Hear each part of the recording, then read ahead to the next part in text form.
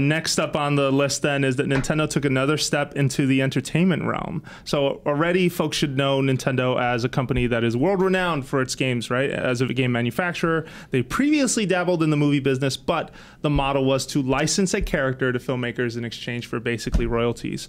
However, that is now changing as Nintendo is aiming to make filmmaking a potential standalone business. Right. So in an interview, a same interview where the most recent NX quote came from, so this is the Asahi Shimbun, which is a daily Japanese newspaper, for those who don't know that. He confirmed plans to basically make and produce feature films and do as much as they can themselves, which to me is both a good and bad thing, because like how many irons do you have going right now? Like it just seems like a lot. It seems like too much. Lastly, before we jump in on this, is that he didn't give a specific time frame for when the company plans to release that first film. Instead, he just said the first title won't be this year, but it also isn't going to take them 5 years. So here we are. Ubisoft, Microsoft, Activision, you know, obviously Sony's been making movies for a while, but all three have launched these initiatives in the past years to try and take some of their game IPs and turn them into movies. To varying degrees Prince of success. Prince of Persia was decent, but it wasn't a success. Ubisoft has been very vocal about you know, investing in animation too, right? Like the stuff they use in Rain Man, they also use in other animation. Did you say Rain Man? Rain Man. It sounded like Rain Man. Yeah, it really did. Yeah, definitely. No, but let's not overlook that Nintendo is a company that, like, again, the IP is recognized around the world, but they have dabbled in this more recently and in the past as well. So more recently, Star Fox Zero Battle Begins is a short. The Pikmin short films are another example. But years ago, in Japan only, there was F-Zero, Animal Crossing, and Super Mario had a film, or either a film or a limited series run. But that didn't see a global release.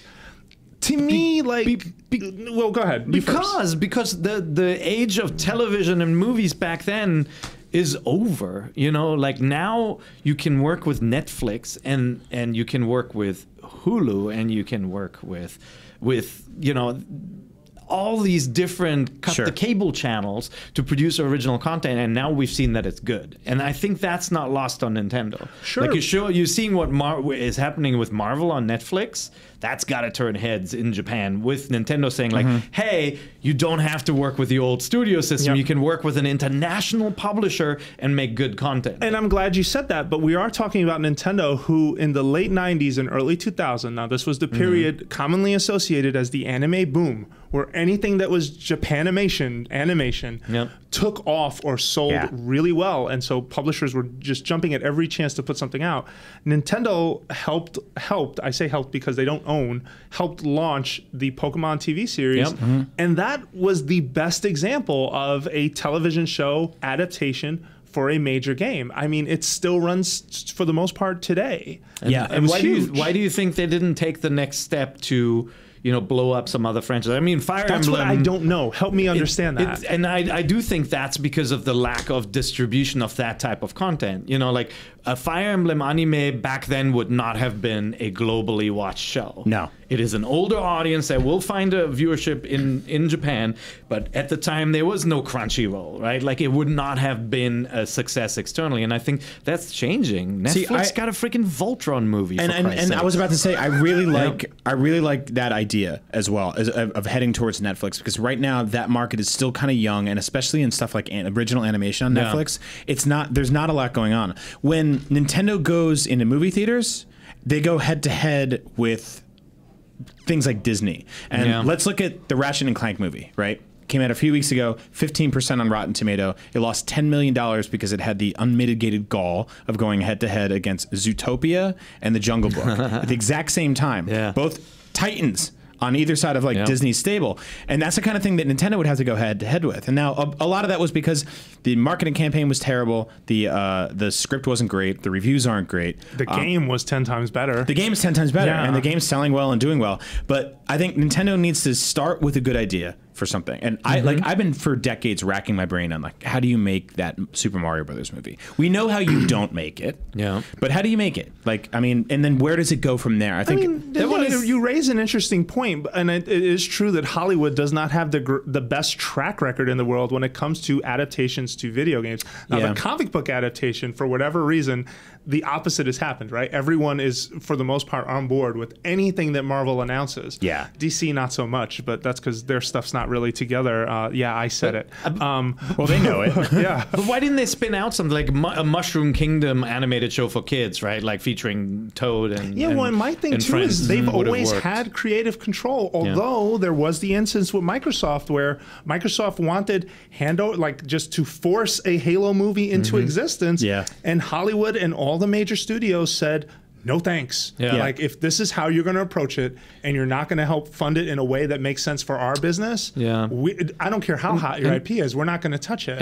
And live action is a different story. As when IGN was owned by Fox, right? We were back in the days. We're owned by Ziff Davis now, but we were approached a lot by Fox, saying, "Hey, what are the big video game IPs that we should pursue to turn into movies?" Yeah. And we gave them advice on what we thought would make good movies and what is available and not.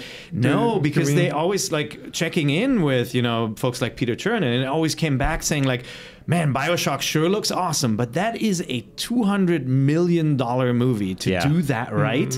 And you're not going to make that money because like gamers are very, very fickle when it comes to the theatrical adaptations. Very difficult to make that work economically. And that's kind of like the realization is like, video games are awesome, like the stories are not always rich, but the universes are rich, but it's so expensive to do them live action. But animation and Nintendo, like I always felt like there's just so much there. Yeah. Like a Legend of Zelda animated series could have been very cool. Pikmin, just think of these. Well, there's an Angry Birds movie coming out this weekend. It's already made millions of dollars overseas. Another one. No, I mean, this is the first one. Oh, is this the first one? I mean, I think we've heard about it for a while. I'm already over that franchise. I've been over it. I think everyone is. Yeah. Well, it's probably a few years too late, but you know what? It's already cleaning up in China and overseas, and I think it's going to China. I think it's going to do pretty well over here too. So they just have to find, and I think that's a good way of looking at it, right? Like Angry Birds is like this kind of whimsical 2D franchise. It doesn't have really a ton of stuff going for it. It's reached different places in terms of like it's become a kart racer and an action game and RPG and stuff like that. And now it's this like beautiful, robust 3D movie with a great voice acting cast. And if Nintendo can find a way to translate something like Mario, Animal Crossing is a great idea. Great idea. Like I watched Zootopia the other day. Right, fantastic film. Like figure out a way to do something like that with your characters and throw it out there. And hopefully this means they're doing it right. Like I do think they were burned after the Mario live action movie. Oh, it's funny you say that. Right? All right, let's drop it. So part of this, apparently Kimishima dropped a quote that the 1993 Mario film was a particular reason why the company was leaning towards anime type content, where Nintendo should produce as much by itself as possible rather than do something live action. Personally, I think you need to let that one go. Like, learn from what happened, right? That was 1993. That was potentially 26 years ago. Yeah. A lot has changed since then in live action. And you can say like to the opposite, right? Maybe Mario is not the best live action choice. I'm not arguing that, but I'm saying some properties may in fact make sense as live action. And I would hate to see Nintendo just dismiss it. You're dealing that movie in particular had some very fascinating like flubs on set. It's such a weird movie. It's a very weird movie. You had actors who were storming off. You had this husband and wife director duo who were basically, it was their first time doing anything, and they were working with high profile talent and just totally screwing things up. Hopper, notoriously wonderful to work with. Yeah, I mean, you get a stable of very talented people who are difficult to work with and first timer people and weird budgets and no story. All of that stuff goes out of the window in an animated movie. Mechanical boots. Yeah, an animated movie is so pre-produced and so planned. Yeah, that you can bring it. I mean, think about, you don't just cut scenes in an animated movie because they cost $200 million to make, and you don't just cut characters and stuff like that because it's not just like shooting around them. But animated movies have changed too. Although I guess we're not authorities there, but I don't know. This isn't the anime boom. And I was just really surprised when I thought about this long term. I'm like, how did Nintendo resist the temptation, especially during the anime boom when anything and everything was super hot at that time? But animated movies are making tons of money right now. Yeah. I would argue more than ever. You're talking about Japan animation, right? Yeah. Anime. Yeah, I don't know. I think they were 100% focused on making games out of their IP, and they identified as a game company, right? And like they basically, I'm sure they had a corporate mantra where they said, we are about games. We're making fun experiences for you. And I think things changed over the years. And I think there was this realization for Nintendo, like how much their sprites have become cultural icons. Yeah. The freaking mushroom, right? Like everybody sold T-shirts with Nintendo's emblems on them without Nintendo seeing a cut. And I think at that point they were becoming more serious about making character goods. You don't think that like a Pixar style Star Fox movie or Big Hero 6 style Star Fox movie or a Zootopia style Animal Crossing movie or a Wreck-It Ralph style Mario Brothers movie would clean up right now if I it was think done it would right? actually do really well. No, I'm not. I would not argue against that. Because I think there's a difference fact, between that and like and I know about the anime boom and all that because I was totally into it then, and I actually kind of phased away too. Yeah, I know. But I just got burnt out. I grew up. But I have said on this show that if there's one game company that is the most Disney, it is Nintendo. And you guys remember when I came back from Disneyland, I was like, why isn't Nintendo doing this? And then somewhere along the line that happened. But I hope as this continues and we see them take further steps, more steps into the entertainment business. I'm not all doom and gloom on their games business. I just hope that they understand how long some of this stuff needs to take, because I feel like, okay, so the next movie isn't going to be this year and it isn't going to be in 5 years, but what is it? My heart wants me to think it's Zelda.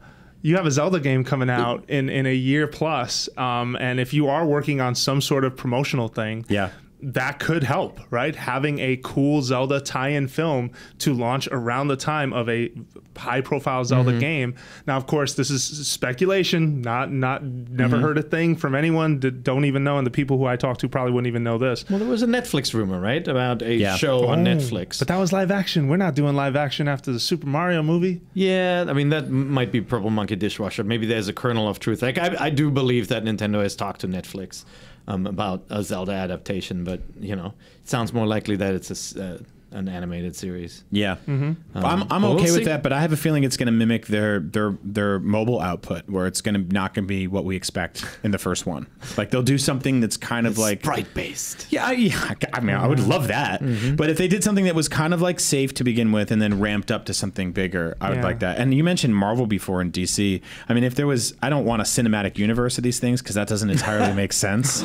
But I do like the idea of these things sort of working in synchronicity, and I like the Pixar style approach where maybe you put a 6-minute Kirby cartoon before the 90-minute Animal Crossing movie. Just don't keep me after the credits to show me anything, because I'm so over that. Yeah, really? so over It only that. happens with Marvel movies. There's a site you can look up to see if you should even bother staying. I love how it's grown into that kind of culture. Well, I mean, I was pumped when I read that for Batman vs Superman, so I could get the hell out of there without having to wait another 20 minutes. I always look up stinger, movie title, yes, no, and of course that definitely helps. But I think this is good news. It sounds like the wounds of the past are healing, because again, like little Fox thing, they asked about Zelda, and the answer was, after Mario Brothers, the movie, Mr. Miyamoto is not really interested in to talk about Mario or Zelda or anything. Yeah. And there was the Metroid product, the strangely enough, right? The team that worked on the was there a John Woo film? Worked on the Ratchet and Clank movie was also involved with the John Woo production of Metroid. Okay. Yeah. To backtrack real quick, that quote about them doing a lot of it in-house is the one part that worries me a little bit, especially when it comes to something like a Mario Brothers movie, because I can't think of a single cutscene in a 3D Mario game where I've been like, man, I wish that was 90 minutes. Well, no, and I look at Fire Emblem.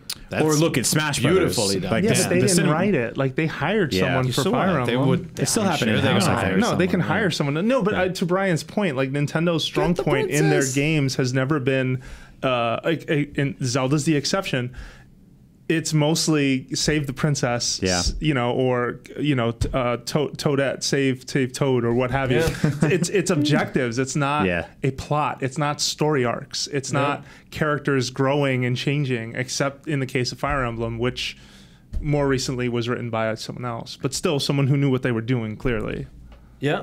But you can play that tongue-in-cheek, too, that it's like every episode the princess gets stolen, you got to figure it out, but you also present that she can get out of trouble by herself. She just chooses this life. If you look at the less archetypal Pixar movies, I think that the really successful ones are the ones that aren't so much. I mean, Finding Nemo is kind of a save the prince story, right? Yeah. But Ratatouille isn't, you know, and Wall-E isn't, you know, and The Good Dinosaur was kind of whatever. I didn't see that. Inside Out is just all kind. It's like Star Trek meets your brain. Right. Like, Yeah, Pixar is a very it's non-traditional story. But like, if you think about Star Wars, right, it is rescue someone, or like there's the old concept of the take it and bring it somewhere story, right? Yeah. Lord of the Lord of Rings, the like, Rings. take the ring, throw it in the volcano, and it's like that works if the dressing is amazing. Yeah. which is basically and if what the Force characters are Awakens there. is with the lightsaber. Yeah, that's you know? right. And it's exactly Spoilers. take it and bring it somewhere. And like with the Mario games always work. I still think you can adapt a very simple storyline and turn it into something really interesting.